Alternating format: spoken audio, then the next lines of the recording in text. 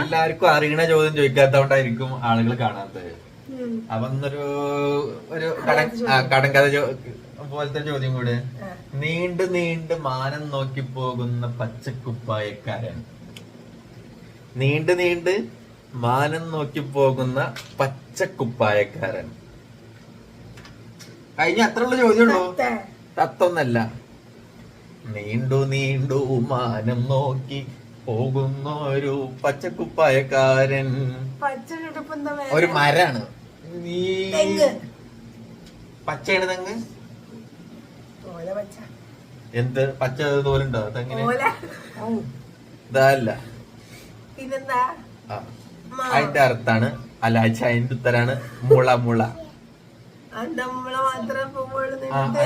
നീണ്ടു പോവും. മുള കണ്ടിട്ടോ? കവുങ്ങ് നീണ്ടു പോവും, പക്ഷെ പച്ചല്ല. പിന്നെ കവുങ്ങ് പച്ച.